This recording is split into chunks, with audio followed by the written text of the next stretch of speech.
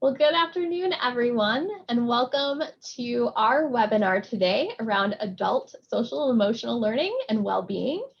Michigan Virtual, just to give you some background, is a nonprofit organization with a mission of advancing both learning and teaching through research, practice, and partnerships. We're proud to offer this professional learning opportunity in partnership with Mindful Practices and the founder, Carla Tantillo Philibert. And I've gotten to know Carla over the past few weeks, and I am excited to work with her again today, and I know you will learn so much.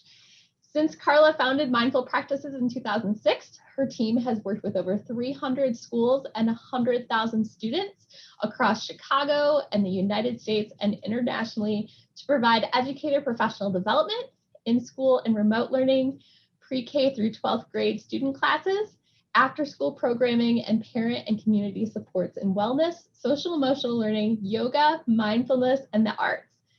Mindful Practices staff takes pride in providing engaging and relevant programming designed to bring all members of the school into a learning community built on relationships, supports, and connection.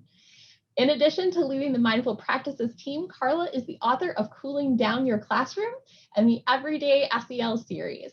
Carla has a master's degree in curriculum and instruction and is a certified yoga teacher and is a founding teacher and curriculum director of a high school in Chicago. She has taught both at the elementary and secondary levels and is the co-creator of Hip Hop Yoga and is a highly qualified professional development provider. I don't know where you find all the time, Carla. We are so excited to have you and all of your knowledge. So with that, welcome, and I'm going to turn it over to you. Thank you so much, Stacy, and thank you so much to the family at Michigan Virtual. I am so honored to be here. Now, seeing friends in the chat, I know some folks have to leave right at 5. Never fear. We can knock this out in 45 minutes. We'll skip a couple slides here and there, but you're going to get my contact information at the end, and we will make sure that you have the support you need. And so let's dive in. Again, as Stacy mentioned, my name is Carla Tantillo Philibert. I'm the founder of Mindful Practices. I founded Mindful Practices in 2006 after I was part of a team that started a school for youth at risk of joining gangs, a population specifically in Chicago where gang violence and gang recruitment was on the rise. And we started a late start high school there.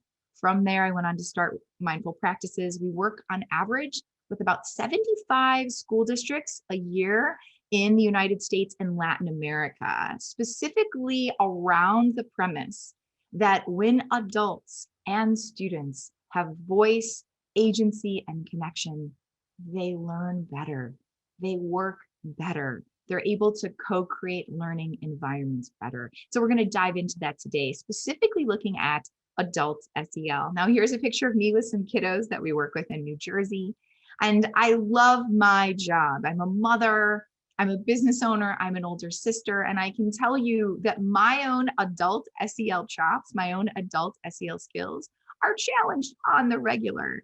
And there is a humility that comes to this work that I'm going to invite us to welcome. There's a vulnerability that comes to this work that I'm going to invite us to welcome today. Now, here's a picture of me practicing crow pose. It's Stacy mentioned I started this work by bringing yoga to schools. Then it grew to mindfulness and social emotional learning. And now it's grown to ed tech resources as well. And we'll talk about that. Now, here's a picture of me practicing crow pose with some students at the late start high school that we began. And I remember this day. There was a gang shooting in our neighborhood and the students were tense. Anxiety was high. And even though I had a master's degree in curriculum instruction, and even though I had been part of a team that had started a school with great intention and great mission, what I didn't think about was how I was going to serve my students when they couldn't be present and ready to learn. How I was going to serve my students when that gang violence that we were trying to thwart actually reared its head inside of the schoolhouse doors. And this was a day when a student that my students had all gone to 8th grade with, Marcos, was shot. And my students were in class, and there was a lot of chitter chatter and a lot of talk. And there I was up at the board writing my standards. And I was like, what's going on? Why is there so much background conversation today? And the student said, Marcos got shot, Miss T. And I was like, and I froze. I knew I couldn't expect my students just to dive into social emotional learning, but I, as an adult, didn't have those chops. I, as an adult, hadn't practiced my own social emotional learning skills. And again, this was before I even started the organization. This was 2004, 2005. No one was talking about SEL then. And so I realized that for me to be present for my students, I had to do some work on myself first.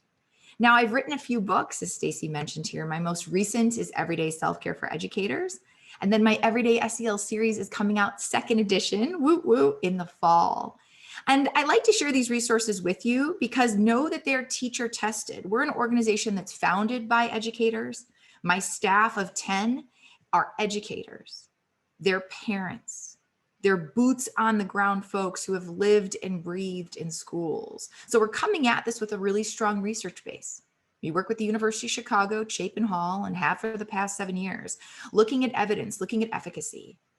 But we don't just sit in that ivory tower and do this work. We're doing this work arm in arm with school stakeholders just like yourselves. So we know that this is culturally relevant, it's responsive, and it's trauma informed.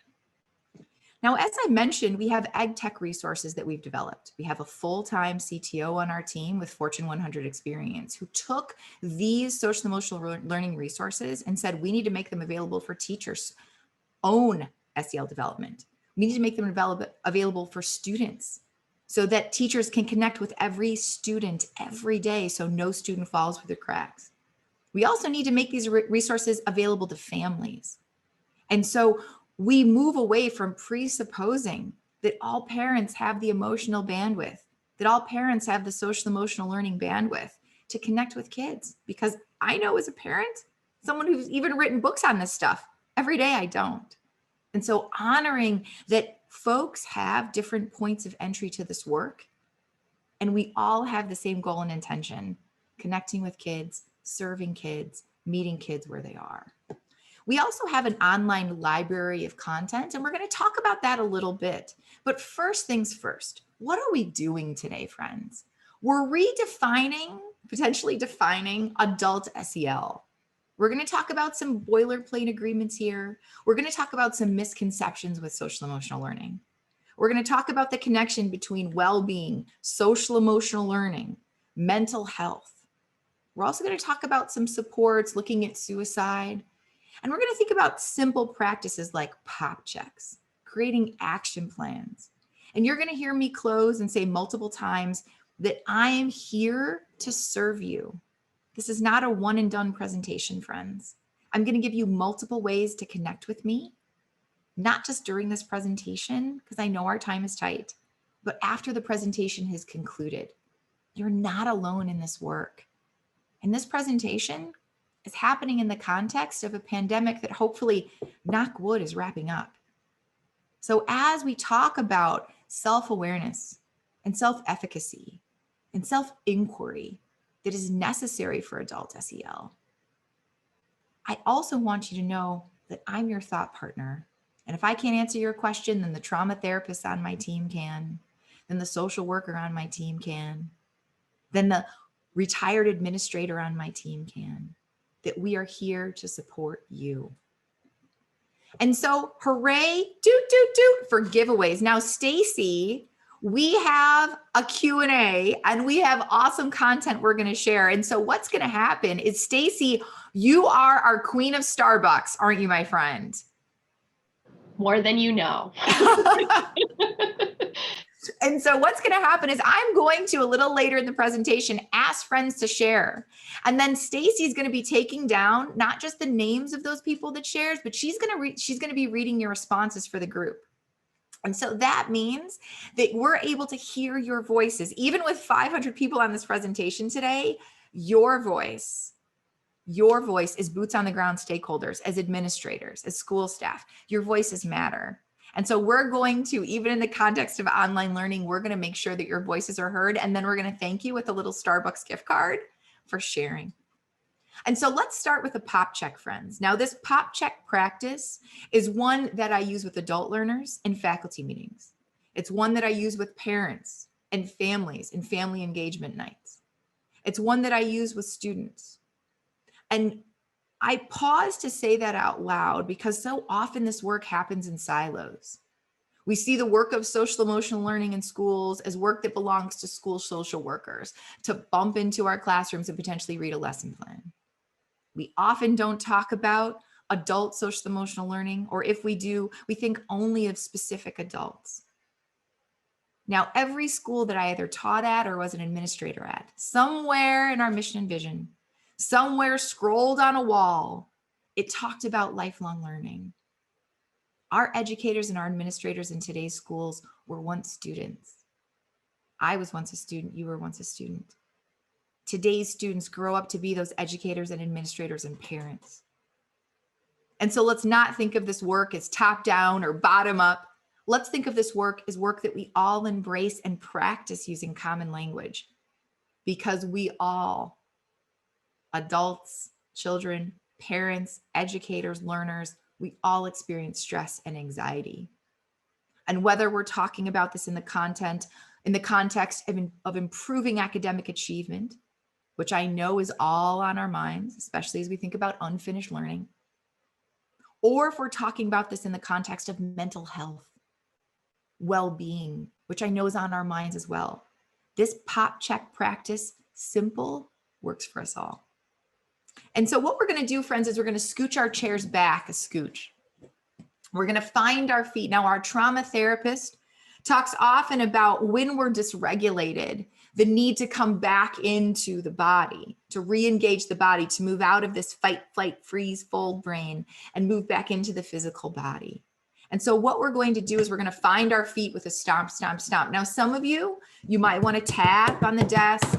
You might want to add a twist, but what I'm going to ask you to do something that connects you with your physical body. If you've been sitting all day, then stand up. You can still hear my voice. That works. And so you've done something to connect to the physical body. Then you're going to roll your shoulders back. You're going to roll your shoulders forward.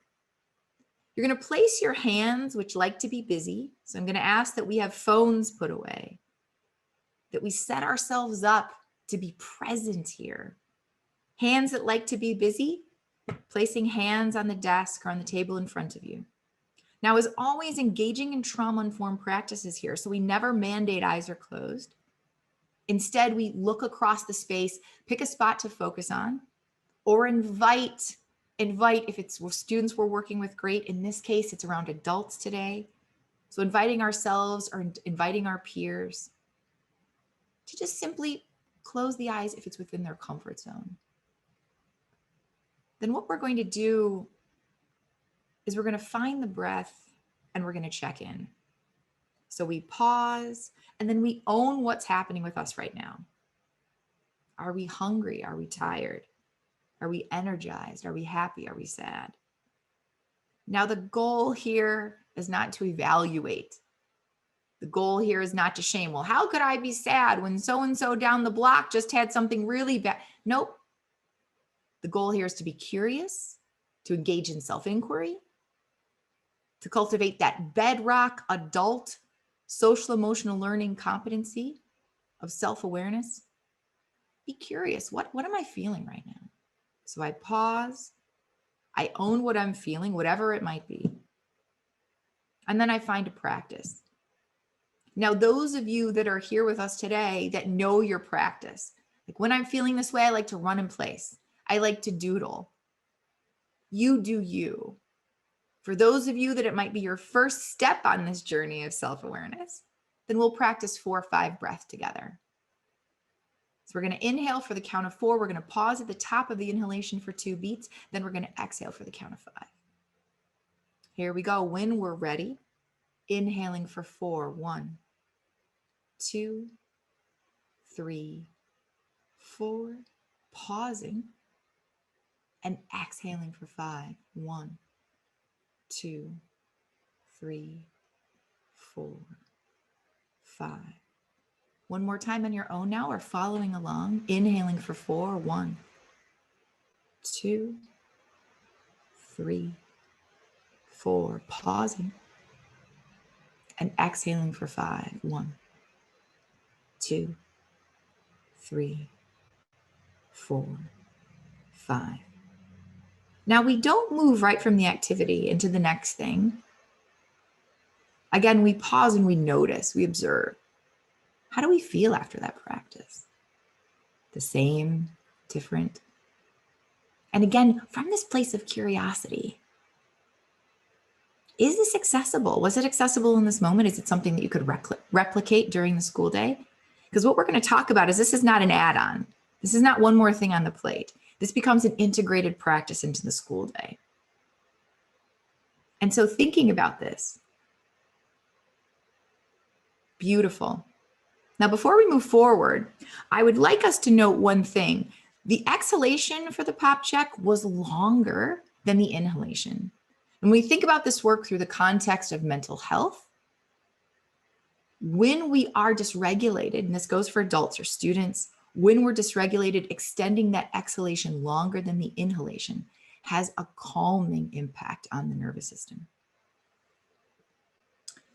So thinking about that pop check and unpacking it a bit. Now, I strongly encourage you to add some things in your notes here. You'll hear me asking a lot of questions. You'll hear me asking a lot of questions saying, hey, what about this? What about that? Knowing that there's a diverse group of folks on with us today.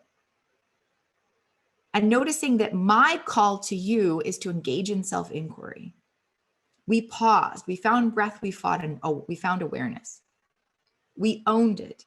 Now, in this case, we're seeing breath and connection here. You might be sitting with peers. I know some of you, this is your PLC time, beautiful. And you might say, this is what I experienced. This is what I was feeling.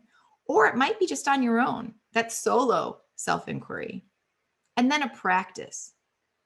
The goal of the practice here is not to be prescriptive. And the goal of well-being work, especially when we think about adult SEL, is not to be prescriptive. The goal is to give adults space, as Viktor Frankl said, to find, gosh, here's stimulus, here's response. What are my triggers? What's happening with me? And then acting with agency, meaning I've had the space as an adult learner to get to know myself a little bit, to cultivate that awareness of self, which is the bedrock competency of social emotional learning. And by doing so, I can act with agency, meaning when I'm dysregulated, I have this practice or that practice or this practice. Now, our work with University of Chicago is around studying just this. When we give space over time, how does our ability to act with agency improve? And so here are some boilerplate agreements, friends, and then we're going to move through some slides pretty quickly. Some boilerplate agreements here. First is that training adults in social emotional learning, like a curriculum that you purchased, is not the same as training them in SEL as a discipline. I had a wonderful conversation with a superintendent last year who said to me, Carla, I spent a lot of money on this SEL curriculum, and all of the educators in my building got trained in this SEL curriculum. Yet now during the pandemic, they're all telling me that they need adult SEL training. That's because there's a difference. Training adults in how to implement lessons for an SEL curriculum is not the same as giving adults space to cultivate their own SEC or social emotional competence. These are two very different things.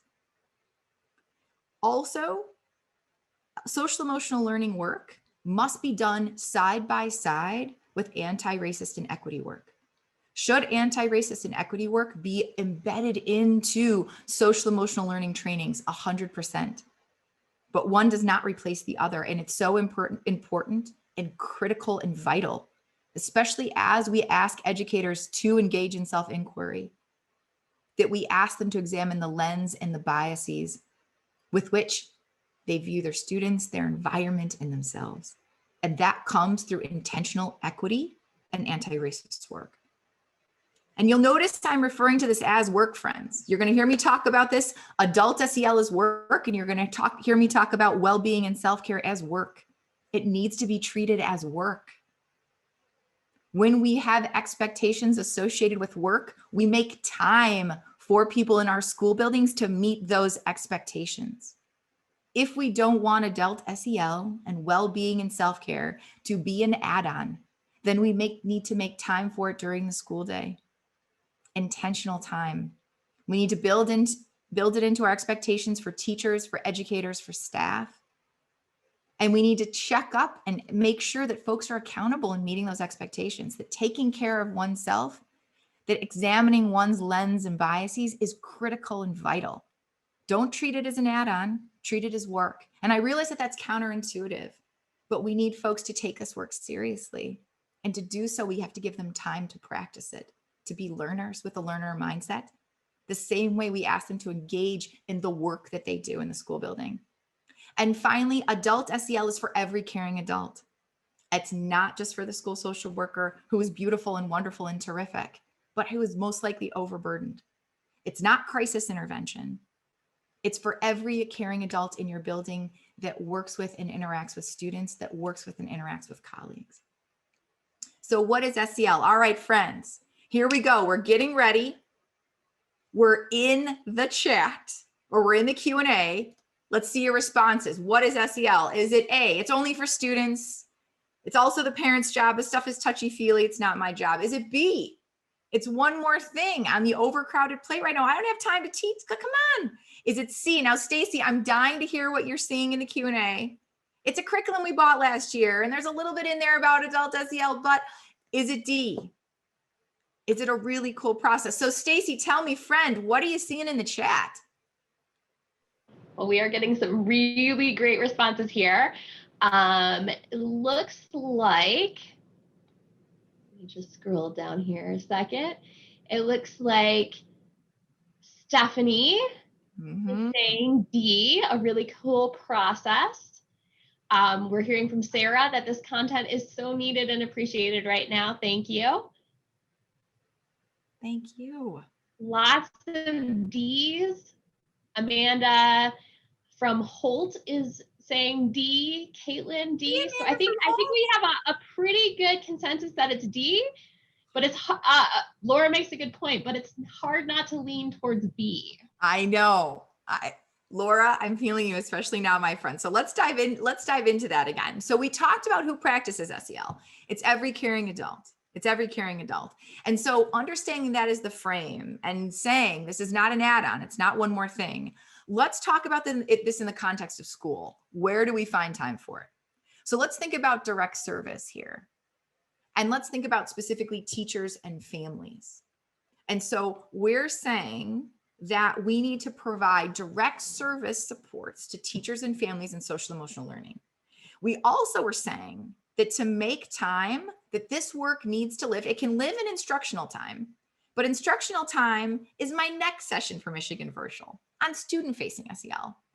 Today, we're talking about non-instructional time, because what we're saying is if we're going to give adults space to be learners, to learn SEL, as well as to practice it daily, then we have to give them non-instructional time with which to practice this, meaning that before I open up my lesson, before I start formal instruction, I'm pausing. I'm practicing a pop check. I'm engaging in self-inquiry. I'm checking in with myself, and I'm practicing this in front of my students. So I'm modeling this behavior. Hey, boys and girls. Hey, scholars. Today I was stuck in traffic. Oh, what a stressful day. We're going to start today with a pop check. And so what we're modeling for students is we're giving them permission to be stressed out, to be anxious, because they're going to see us and say, Miss T is stressed out. She's anxious today. She needs a pop check. Yeah. And I'm 45 years old. Doesn't mean that I'm broken. It doesn't mean that anything's wrong with me. So we have the power of modeling, but also in this moment, I'm also getting a pop check. I'm also getting a moment for me. Now, school leaders in the building, I'm looking to you to start and end faculty meetings with a pop check. I'm looking to you to start and end family engagement nights and events with a pop check. When someone comes into your office, you start with a pop check. This takes 90 seconds, it takes 60 seconds.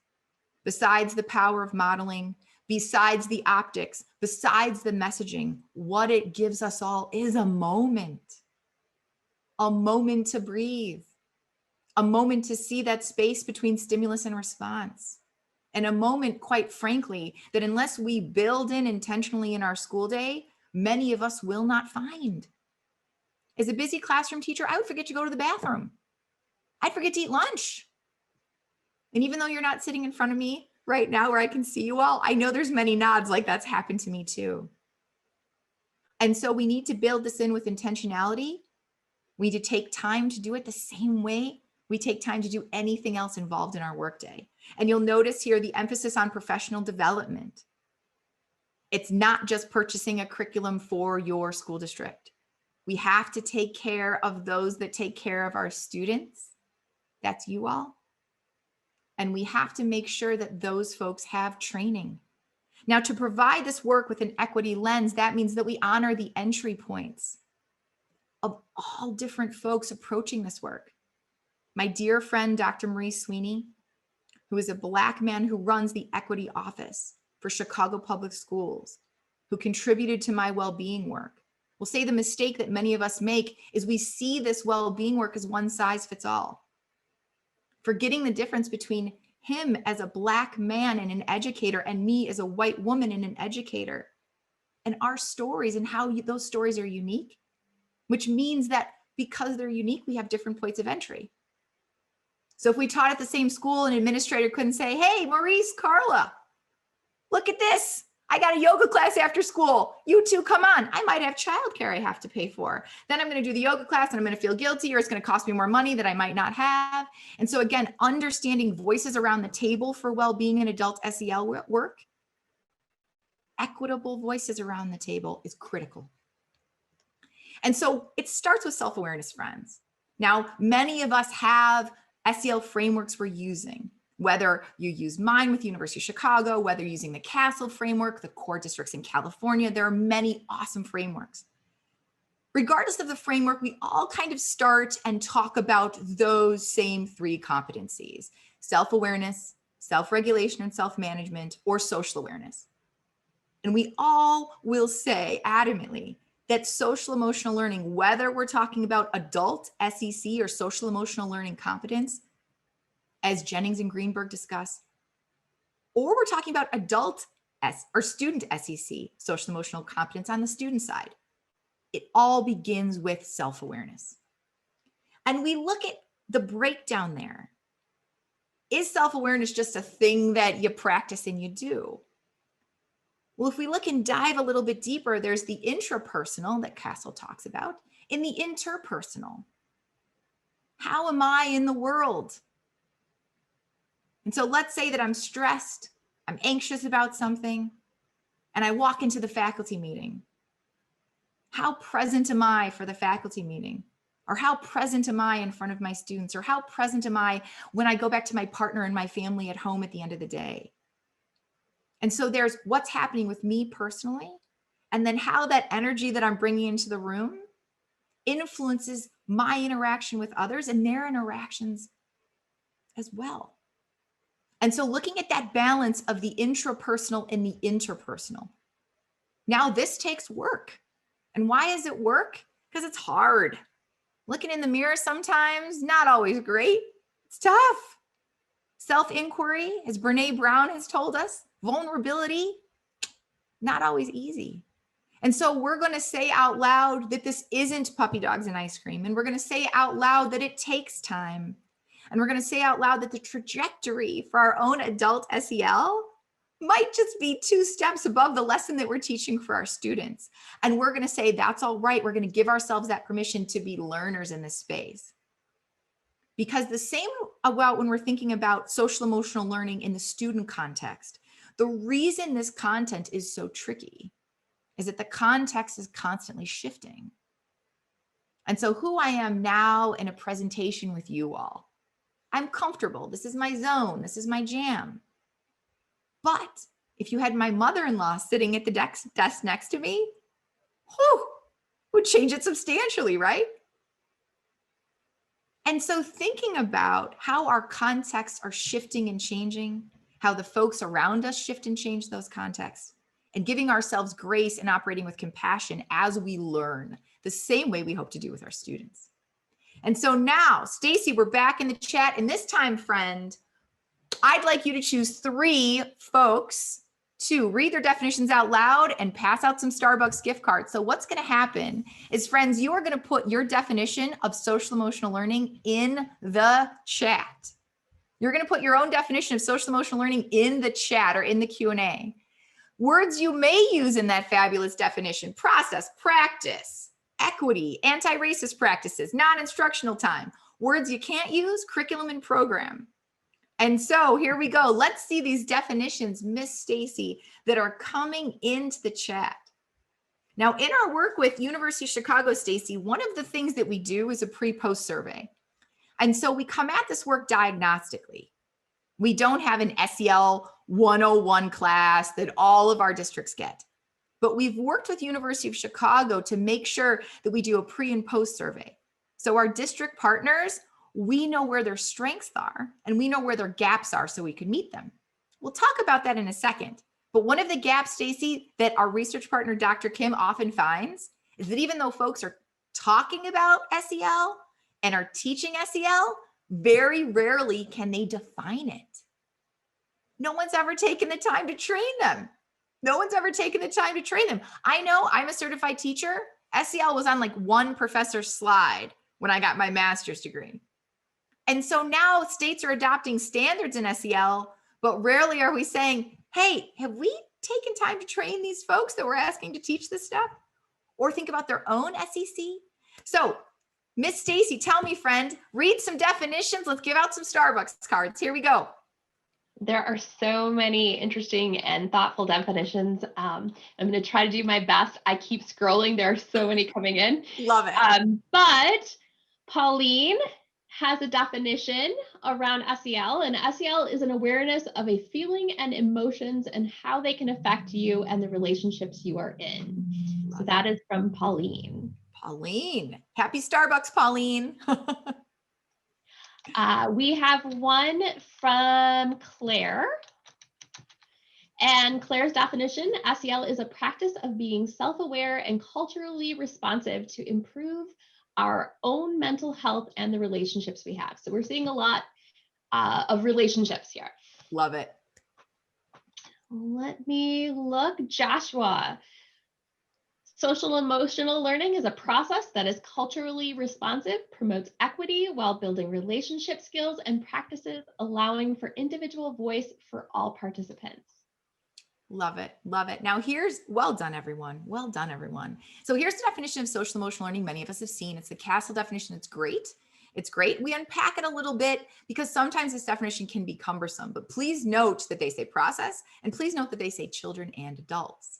Now here, I have included some slides from Chicago Public Schools. Chicago Public Schools is one of our premier partners. It's where we got our start because it's where I was a teacher and administrator.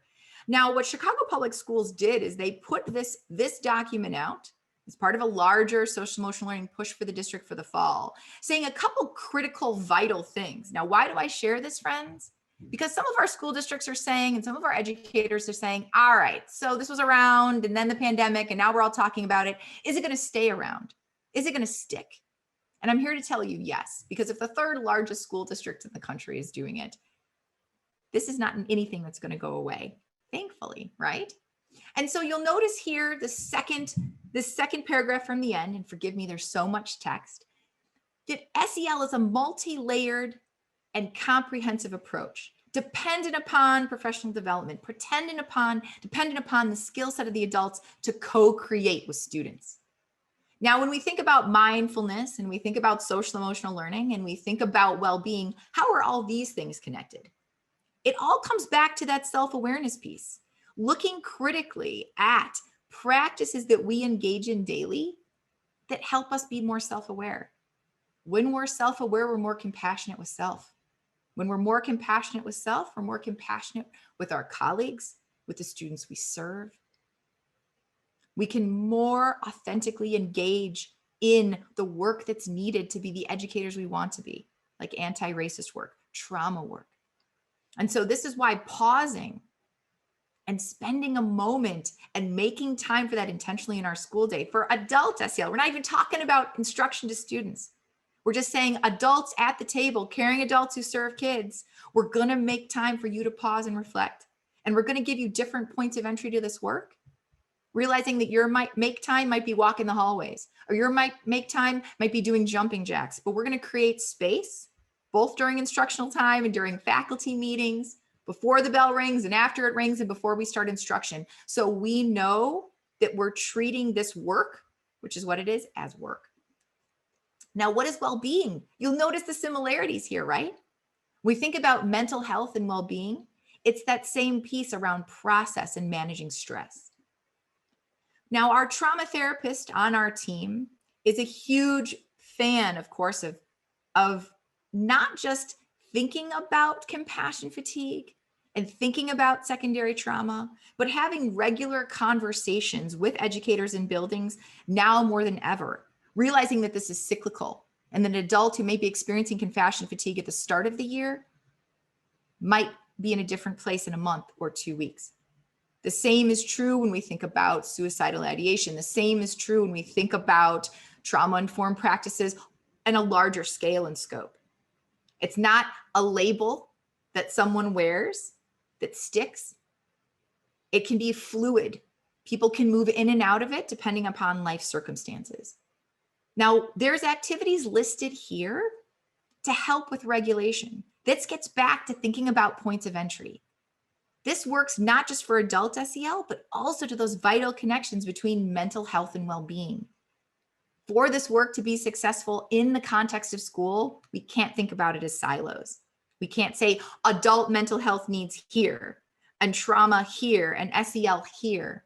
Instead, we say the cultivation and space for practice, the room to cultivate that awareness of self so we can better meet our needs. That's what's vital. Now, here's a question, friends. And I saw earlier, like, is this a rhetorical question? I don't know, is it? Is it okay in your school building? Is it okay in your home? Is it okay with you not to be okay? Do you give yourselves permission not to be okay? Now, I'm going to share some resources, and again, we'll be moving quickly here just because of time, that our school partners have either created or have shared. One of them is this fabulous resource. Rob's going to put it in the Q&A right now. It's called It's Okay Not to Be Okay by one of our school partners, McDowell School in Chicago. The principal there had her educators and staff members create video talking about not just how they meet their well-being needs, how they talk about mental health in their school, but how they process emotions and how they're on this adult SEL journey together. So again, Rob is going to put these links in the Q&A so you can not just see these videos, but share them with your teams. Oh. Now, I'd like to talk quickly about data. Again, because time is limited, we can't dive too deep. But what I am going to do is share some qualitative pieces here, as well as some research that we've done with Chapin Hall. Now, why? Because when we think about time, we often say, hey, there's not enough time during the school day, especially now with learning loss or unfinished learning. Now, I'm going to make the argument, friends, that without investing time, you're never going to be able to authentically implement SEL. Beyond adults simply read it as scripted lesson. And more importantly, you're not going to be able to meet the well-being needs of those adults that are on every day, boots on the ground with our students. And so you'll notice here, I mentioned before, we provide, as part of our partnership with school districts across the country in Latin America, a pre and post survey. And so what we do is we look at the 12 domains listed here and we say, let's look critically. Let's be diagnostic. How can we support teachers? Not from a place of shame, shame, shame. They should have this stuff nailed, but hey, where do they need support? Now I'm going to ask you here, friends, to look at where it says managing anxiety and managing stress. Managing anxiety and managing stress.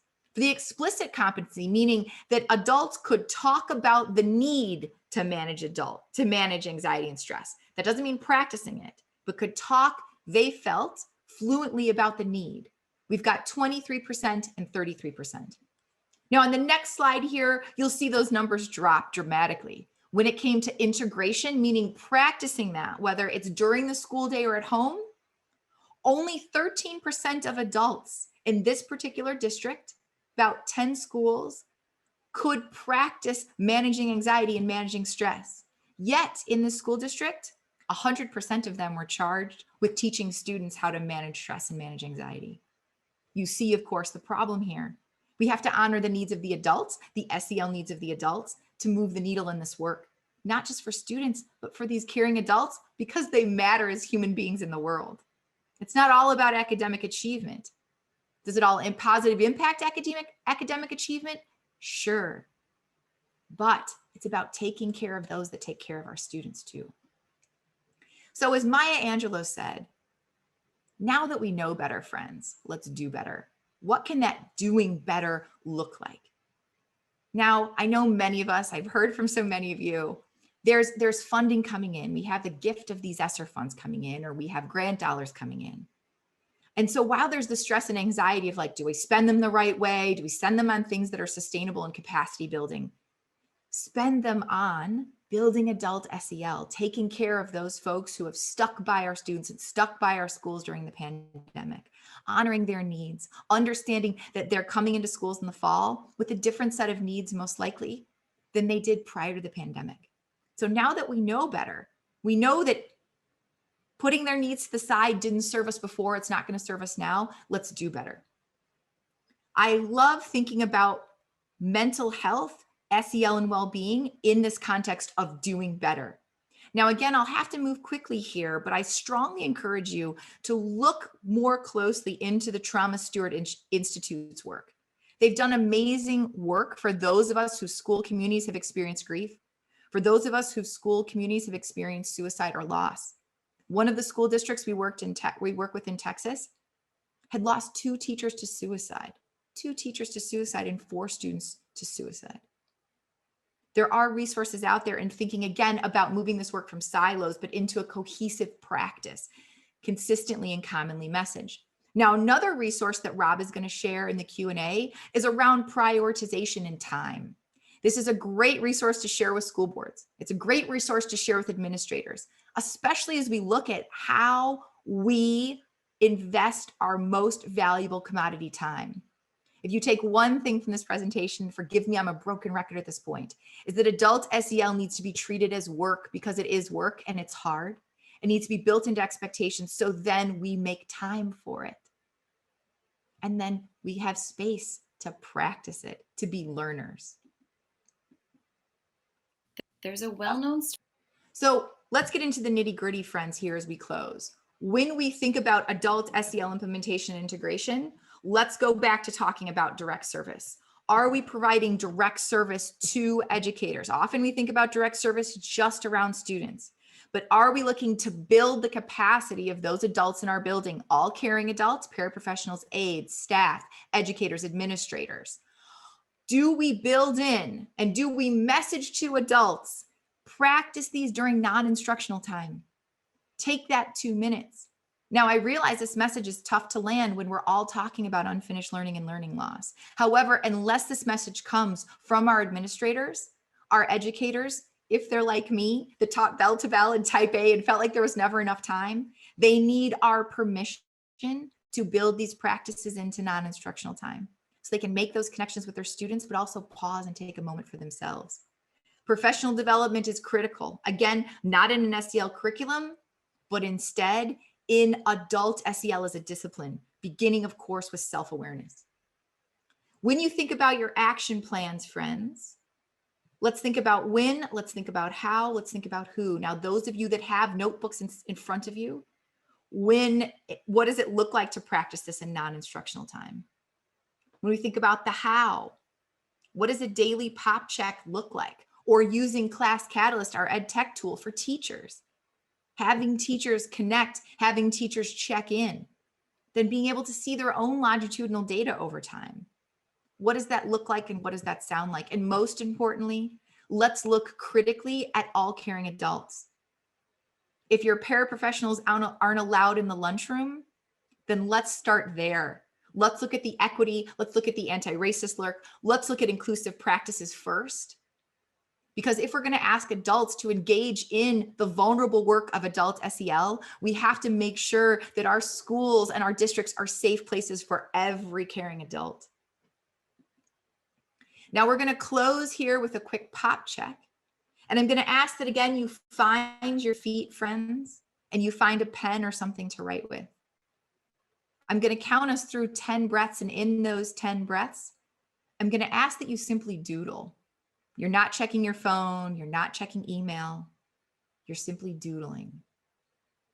Let's begin when you're ready. The gaze is soft and focused. Your breath is fluid. And just doodle. Breathing in and breathing out.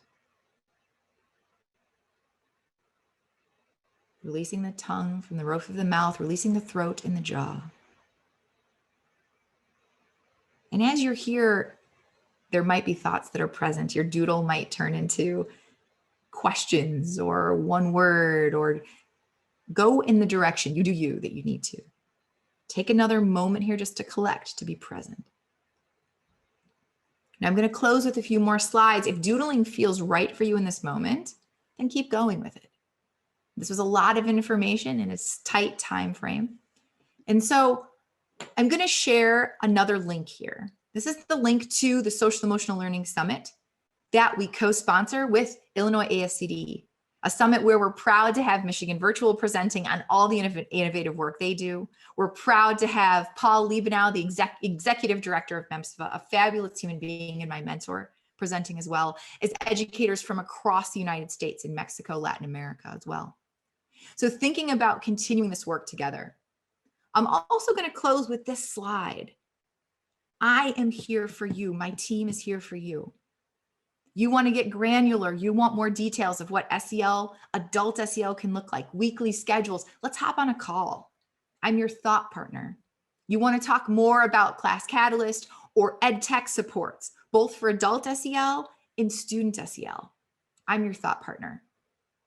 You're not even sure where to get started because, as I mentioned, you have the gift of this funding, but also the pressure of doing it right, of crafting an SEL game plan that is sustainable, that is equitable, that is anti-racist, that is responsive, that is inclusive. And so to carry that burden alone sometimes can feel very heavy. And many of you, we have friends from Holt with us. Many of you, I've known you a long time. We've been working together a while. You know how to find me, text me, email me. I'm here to support you. And so I'm going to ask now, as I turn it over to Stacy to close us, I'm going to ask now that you shoot me an email and you say, hey, Carla, this is what I need. I'm really interested in more information about this game plan, or what should that first professional learning experience look like for the adults in my building? How can I make sure that it's inclusive? I thought I was inclusive in the past and maybe I wasn't. Friends, there's no question too big or too small. And as I turn it back over to Stacy, I want to say what an honor it has been to present to this amazing dynamic group. I've been loving the Q&A and to be part of this Michigan virtual team. You all do such amazing work across the country. Stacy, Anne, Ken, you all, thank you for having me. It has truly been an honor. Wow, Carla, that was the best way to spend the last hour of the day. I cannot say thank you enough for being here with us today.